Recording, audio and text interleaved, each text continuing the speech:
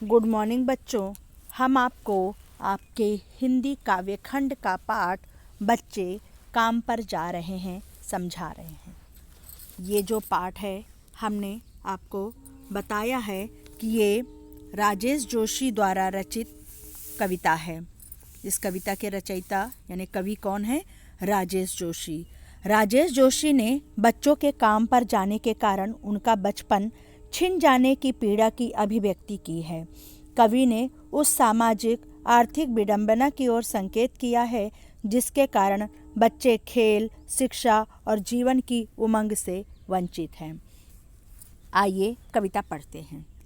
कोहरे से ढकी सड़क पर बच्चे काम पर जा रहे हैं। सुबह सुबह बच्चे काम पर जा रहे हैं। हमारे समय की सबसे भयानक पंक्ति है यह।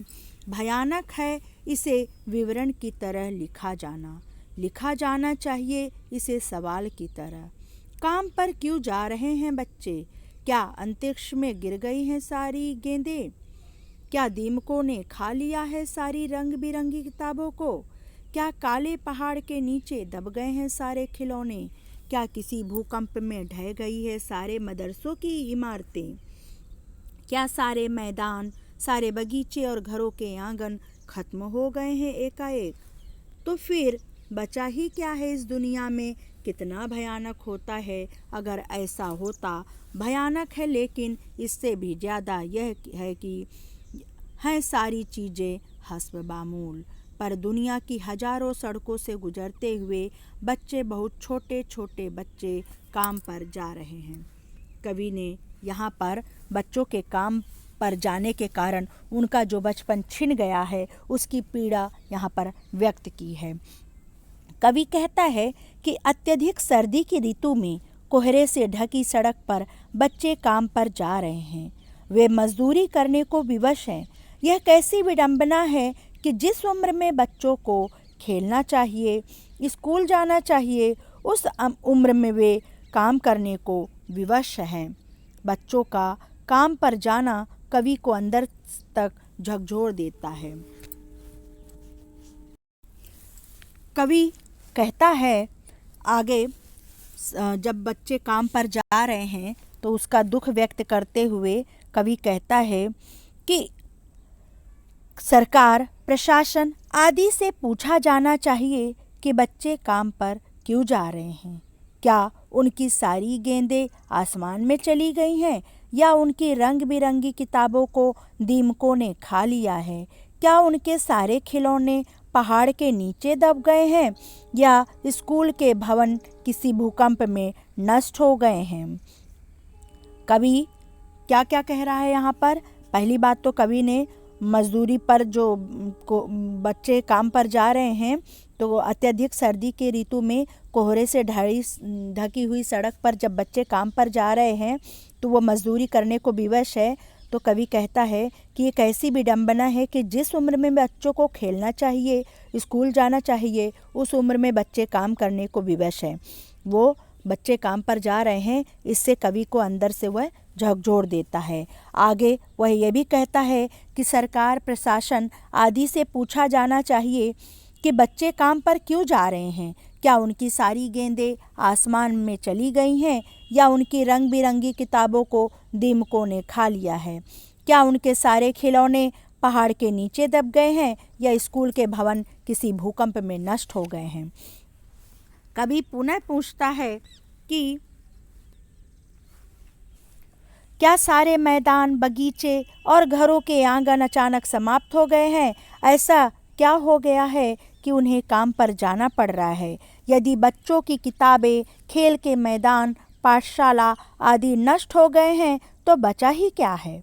अर्थात कुछ भी नहीं बचा है।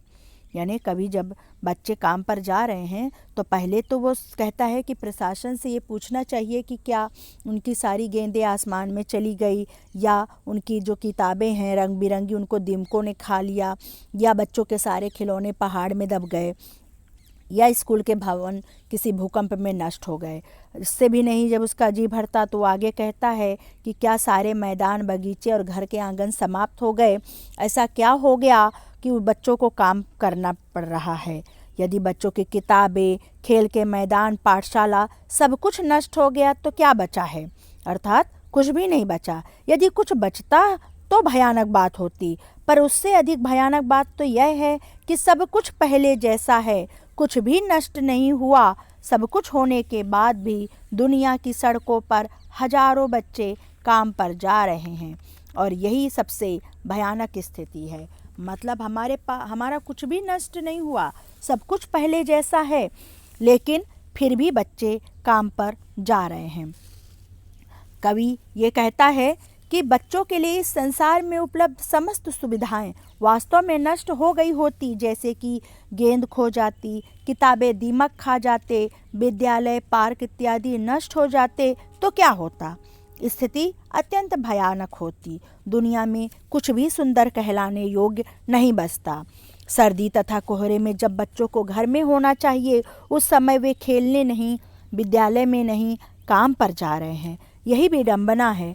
पता नहीं इस राष्ट्रीय समस्या का समाधान होगा भी नहीं।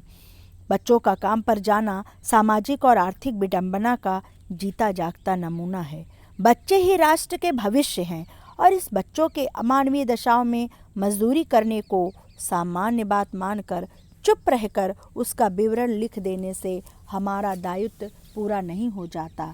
हमें इस समस्या के प्रति गहरा लगाव और चिंता करनी चाहिए कि ऐसा क्यों हो रहा है और उसका हमको समाधान ढूंढना चाहिए।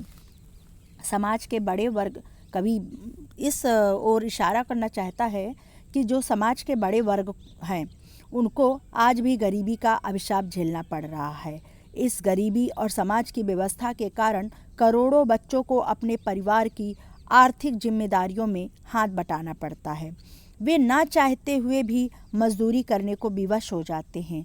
उनकी आर्थिक स्थिति ऐसी नहीं है जिससे वे सुविधा और मनोरंजन के उपकरण खरीद सकें, अतः वे इन सुविधाओं से वंचित हैं।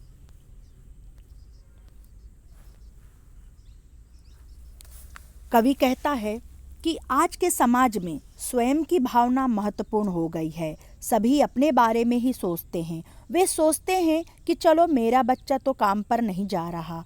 लोग इस समस्या के प्रति जागरूकता नहीं दिखाते क्योंकि लोगों की सोच यह है कि यह सरकार का कार्य है। समाज का एक बड़ा वर्ग इन बच्चों से काम करवाकर मुनाफा कमाकर अपनी जेब भर रहा है, तो वे अपना नुकसान क्यों कराएं? मैंने अपने शहर में बच्चों को चाय की दुकान पर, ढाबे पर, होटलों पर, सब्जी की या अन्य विभिन्न दुकानों पर, समृद्ध वर्ग के घरों में तथा प्राइवेट कार्यालयों में काम करते हुए देखा है। यह सच्चाई है कि बच्चों का काम पर जाना धरती पर एक बड़े हादसे के समान है, क्योंकि बच्चे ही राष्ट्र के भविष्य हैं। जिस उम्र में बच्चों को पढ़ना लिखना चाहिए, वे उस उम्र में बाल मजदूरी करते हुए अपना भविष्य नष्ट कर रहे हैं। बच्चों का भविष्य नष्ट होना देश हित और विकास के दृष्टिकोण से किसी हादसे से कम नहीं है। कोहरा प्रातःकाल घना होता है जो शीत की भयावहता को बढ़ा देता है। वातावरण में घना कोहरा और टपकती बर्फीली फुहार सर्दी को चरम सीमा प्रदान करती है और ऐसे वातावरण में कांपते हुए बच्चों को रोजी रोटी हेतु काम पर जाते देखकर कवि दुखी होता है। वह सोचता है कि बच्चों को काम पर जाना ही नहीं चाहिए। इस प्रकार कवि ने अपनी पीड़ा व्यक्त की है कि जब बच्चों को पढ़ना लिखना चाहिए, सर्दी में लोग घरों में रहते हैं, ऐसे में छोटे छोटे बच्चे कोहरे से भरी भयंकर सर्दी में काम पर जाने को विवश हैं, जबकि यह उनके काम पर जाने के नहीं बल्कि उनके खेलने कूदने और पढ़ने के दिन हैं। लोगों के लिए यह साधारण सी बात बनकर रह गई है। बच्चों का नष्ट होता बचपन तथा उनका नष्ट होता भविष्य देख कवि दुखी होता है, जबकि समाज अपने में मस्त है और इस स्थिति से कवि को बहुत पीड़ा होती है। इस प्रकार से कवि ने इस कविता में अपनी पीड़ा व्यक्त की है। धन्यवाद।